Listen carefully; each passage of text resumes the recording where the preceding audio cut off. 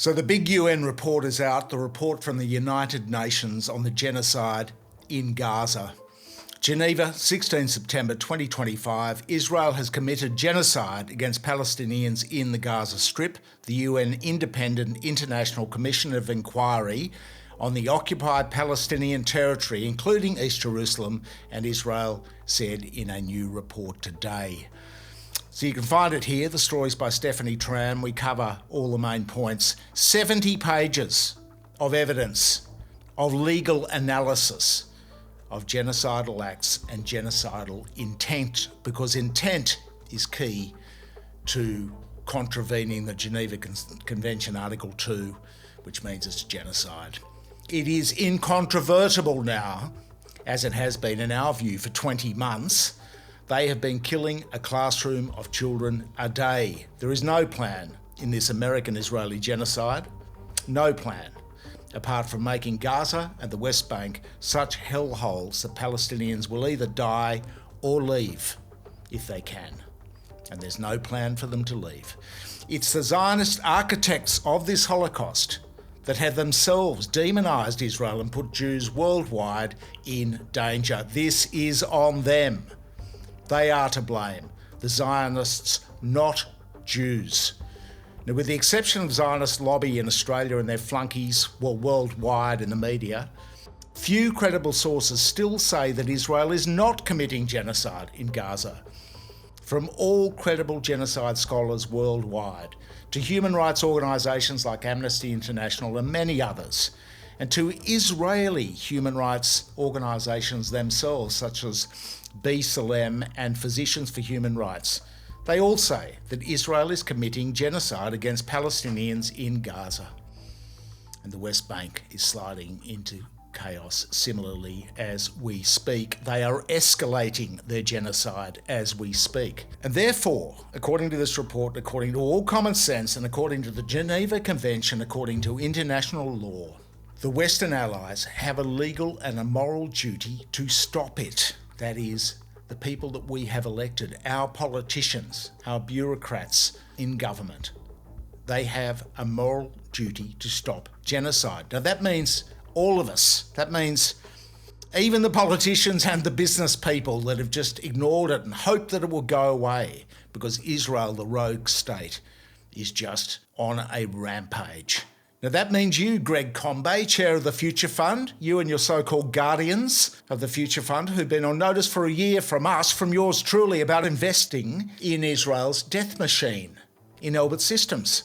It means the business lobby, all of you who've tepidly gone along for the ride. It means the funds, such as AustralianSuper, who we pinged here, other investors too, which manage our superannuation. We're talking about billions of dollars in superannuation managed by these funds. You must divest now from Israel because you are funding genocide. It means you, AustralianSuper. You're invested in Elbit Systems and white phosphorus stock in Israel. War crime stocks. You've put us on the hook, the whole country, millions of Australian investors via their super, unwittingly. You've stuffed millions of Australians unwittingly into financing genocide. And it means you, Albo and Penny, and the Labor leadership.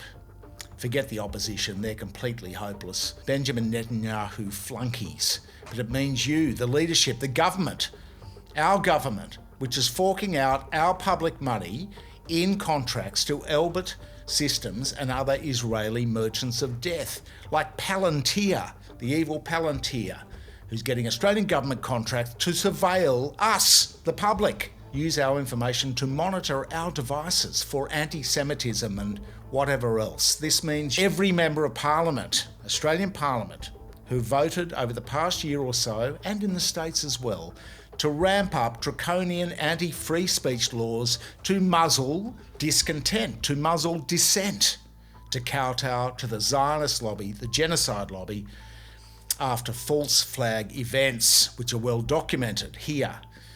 It means you, the feds, it means you, New South Wales politicians, it means you in Victoria and Queensland and elsewhere.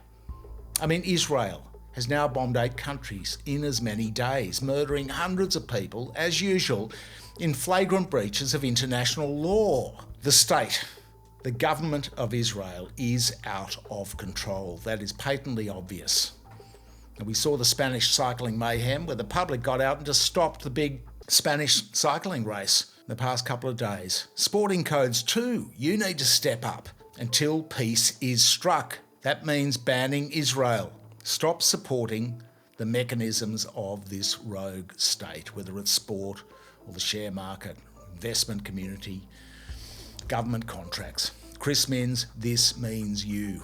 This means you don't appear at the Australia-Israeli Chamber of Commerce event in the next couple of months where you're flagged to appear because you are supporting genocide. So over the past 2 years of this genocide, financed by the US, the UK and Germany, and effectively supported by Australia as a member of this so-called foggy global rules-based order, global order itself has descended into chaos. There is no order. There's a psycho in Benjamin Netanyahu and his cronies running riot over the global rules-based order, and the myth of Western morality and moral supremacy is shot along with that, as is the credibility of the very institutions which govern us. Clamping down on social media with YouTube under 16 bans, that is tinkering around the edges. Just stop supporting Israel until there's peace. Stop supporting genocide.